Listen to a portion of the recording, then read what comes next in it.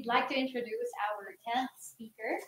She is Colleen Davila Palaganas. She is the founder of Sustainable PH, the Vice President and Head of SM Group Sustainability Office, and awarded as one of Asia's Sustainability Superwomen in 2019. Served in various roles in Europe, Central Asia, and Asia Pacific for Habitat for Humanity International. Colleen Davila Palaganas is the founder of Sustainable PH. I said that already. So, ladies and gentlemen, to give us a speech entitled Building a Country of Sustainability Champions, let's give a warm welcome to Colleen Davila Palaganas.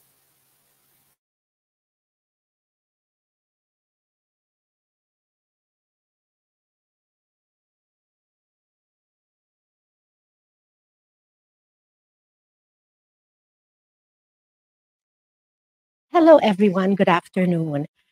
This is such a privilege to be here, and I want to congratulate Apple Manansala, who have founded the Global Women Who Rule, because truly part of sustainability is equality, and women really have a lot to do with the growth, not only of the whole planet, but it starts with families. Women are very big in supporting their children grow. Women build men leaders because it is the mother that really raises the children along with the father and builds the values so that they could become leaders one day. And it's women who are also strong and believing in themselves who could raise younger women and other women to be empowered, which is a big part of sustainability. So I am here to talk about how we can raise a country of sustainability leaders. Tayong mga Pilipino, we are very sustainable. We just don't know it. If you remember the time with my mother, walang natitira na lahat nire-recycle. Pati yung mga jars na binibili, kino-convert ito into containers at home. Ang Pilipino ay naturally masinop. And ang Pilipino ay naturally mapagbigay at mapagmahal sa kapwa at mapagbigay at mapagmahal sa ating kalikasan, no? Our environment. This is very, very close to Filipino values. This also, Filipinos is also very sharing. No? We are a very sharing culture. That's why we have talaga a whole culture na nakikipagbigayan sa lahat. And what is that? It is shared prosperity. So, ang question, the Philippines ba can be sustainable? Talagang we can be sustainable because nagsisimula siya sa Pilipino. I'll just tell you a short story. Alam mo ba, nung bata ako, 16 years old pa lang ako, I would pray and go to the prayer mountain and pray. I would cry to the Lord, why are we poor? The Pearl of the Orient with so many islands. Ang daming fish, ang daming trees. Do you know the Coral Triangle? There's a tip that faces the Philippines and ito ang pinakamayaman na concentration ng biodiversity. Talagang Pearl of the Orient tayo. Ang Pilipino napakamahusay, matalino, mapagbigay, masipag, lahat na ng characteristics kailangan to be sustainable nasa atin, nasa puso natin, nasa kamay natin, nasa kapaligiran natin. So I would pray and ask, Lord, ano nagkaganito? Ang napakabuting mga tao, napakamayaman at mapagbigay, matataba ang puso, at napakagandang bansa na binigay mo. Pearl of the Orient talaga. Paano tayo nagugutom? Paano tayo nagkaroon ng poverty? Paano tayo nagkaganito? And I thought, I was so fascinated with Singapore when Lee Kuan Yew became their leader. And I thought that would be the answer, one man who would lead us. But I started praying, but may kasabihan, when I was a child, I thought like a child, I reasoned like a child. But now I grew up in the Word, I grew up, I got matured and realized it's not pala one person. It is pala you and me. Meron tayong sobrang yaman na hawak sa Philippines. At ito ang Pilipino. Do you know na ang Philippines entered the demographic sweet spot. That's what the UN calls it. What is this demographic sweet spot? Alam mo, ang demographic sweet spot comes every 200, 300 years, even 500 years in a country. And we are in that demographic sweet spot today. Ang ibig sabihin nun is karamihan ng Pilipino ay nasa working age. Ibig sabihin, tayo sa 16 to 55 to 65 years old at mas kakaunti ang mga dependent sa ating populasyon. Ang mga mayayaman na bansa ngayon, ang problem nila ay lumiliit na populasyon. Sa atin naman, napakabata. Napakabata. Kung iba are aging population, we are a very young population. But that's a double-edged sword. Ang population na napakalawak ngayon na pwedeng magtrabaho, ang ibig sabihin is, kailangan natin i-empower ang mga kabataan, ang mga nagtatrabaho, lahat ng kaya at able mag-contribute sa economy, kailangan natin i-empower. Kailangan rin natin maggawa ng mga hanap buhay para sa lahat, negosyo. At kailangan natin gumawa ng sistema na lahat ito is naeengganyo ang mga kabataan magtrabaho. At the same time, so dito ngayon ang question. Nung pandemic, nagpipray ako. Sustainable PH used to be my blog. And ang gusto ko lang was to raise awareness on sustainability na ang Pilipino noon pa man ay sustainable sa ating mga ginagawa araw-araw noon pa man. Baka lang tayo medyo nakakalimot, pero noon pa man, ganun tayo. So nire-raise ko sa blog ko yung mga dati nating kaugalian. Kasi nung bata ako, ang nanay ko may bayong. Hindi naman nagpa-plastic ang nanay ko noon. May bayong siya, pupunta kami sa palengke at doon nilalagay, nagdadala kami ng mga container. Tapos naalala ko yung bagyo ni Mrs., ang laki-laki, and kukuha sila, nilalagay sa container. So, ng Pilipino.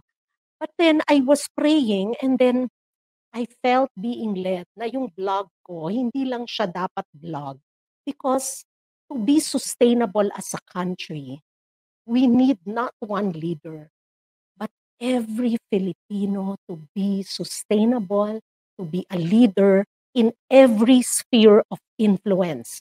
Kay teacher, kay estudyante, kay nanay sa bahay, kay nagtatrabaho sa opisina, everyone has to be a sustainability leader. So, ni-register ko as an NGO ang Sustainable PH at ang goal natin is ang bawat Pilipino maging sustainability leader.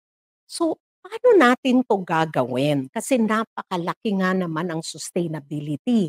At bago to, ano nga ba ang sustainability? Napaka-popular na word. Pero ano nga ba siya?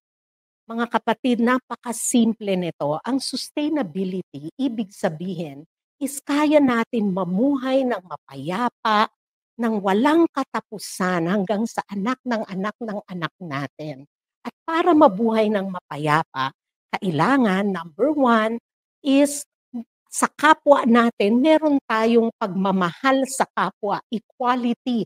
Kasi pag mahal natin ang kapwa natin, is gusto natin makakapag-aral siya, makakatrabaho siya, magkakaroon siya ng oportunidad, merong equality. Ang sunod is mahal natin ang bahay na binigay ni Lord sa atin na napakagandang planet Earth. At ngayon, yan pa lang ang planet, no? So we have to take care of our planet. And in this planet, there are food there naturally. And then, alam nyo ba, na 6 days, 5 days sa 6 days nag-create si God, no? 5 days. Puro ang kinikreate niya is environment. So, ibig sabihin, nauna ang ating kalikasan para tayo mabigyan ng pagkain, sapat na kailangan para mabuhay. And then, tayo, ang una nating trabaho is alagaan ito. Yun ang unang binigay na trabaho kay Adan. O, pangalanan mo ang mga hayop at alagaan mo itong creation na binigay ko. So, atin trabaho ito. And ang huli na para tayo maging, ang meaning ng sustainability is sa lahat ng ito, kailangan may prosperidad. Because ang ibig sabihin ng sustainable is mayapa tayo hanggang anak ng anak ng anak natin. Eh, kung gano'n, hindi tayo puwedeng napakahirap ano, so kailangan may prosperity at ang prosperity na 'to ay ibig sabihin may access tayo sa financing, may access tayo sa trabaho, may access tayo sa negosyo, at 'pag may access tayo, tayo rin ay fair. Fair tayo sa mga nagtatrabaho sa atin, shini-share natin ang grasya, at unti-unti 'pag nahanap natin 'tong sweet spot, meaning mabait tayo sa kapwa natin, fair tayo sa nagtatrabaho, tapos nandiyan sa kalikasan di natin siya hina-harm to a point mawawalan tayo ng titirhan, and then mapayapa tayo at naka-share 'to, ito ang tinatawag na sweet spot. Yang sweet spot na yan, yan ang ibig sabihin ng sustainability.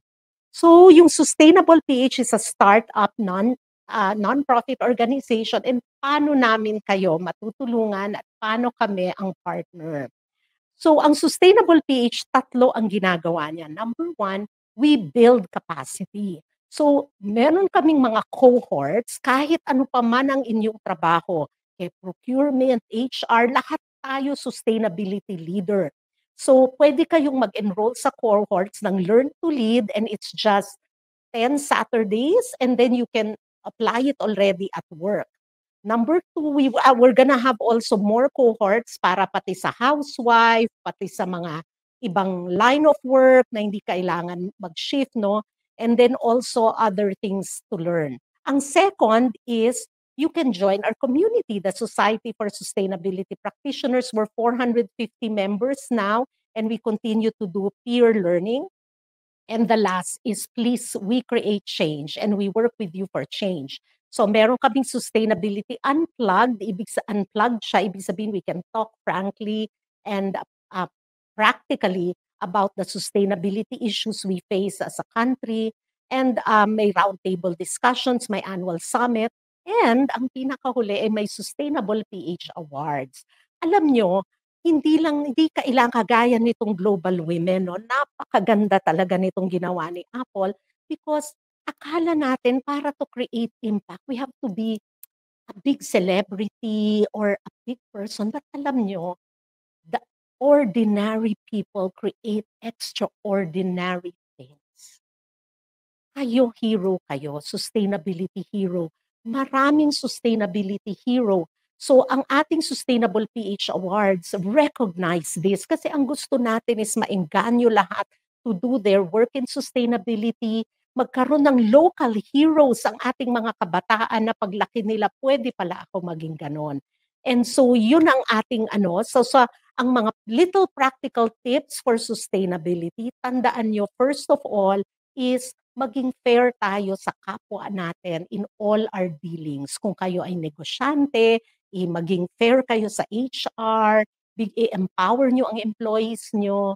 Yan ang mga sustainable practices. Kung kayo naman also ay negosyante or may business or sa bahay or what, no? Ang kapaligiran, huwag naman natin isayang ang napakagandang mga rivers. Tandaan nyo, ilan lang, 3% lang ng tubig sa mundo ay fresh. At 1% lang nung 3% ang pwede i-access natin. Ano ibig sabihin nun? Yun lang ang pwede natin inumin. And alam mo, pwede tayong walang pagkain ng ilang araw but inumin.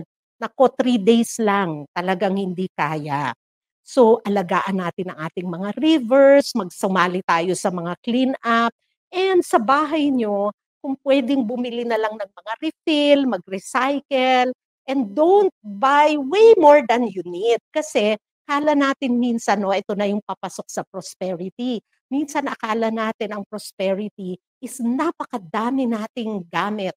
Ang prosperity, ibig sabihin, lahat ng pangangailangan natin is maluwang na nakukuha natin. In fact, nakaka-share tayo. Ngayon, kung alam natin lang ang totoong kailangan natin, hindi nagwawaldas, then magugulat tayo, marami tayong extra. Napakadami, because maraming biyaya talaga ang Diyos sa Pilipinas. So I think yung Sustainable PH, that is our vision and mission.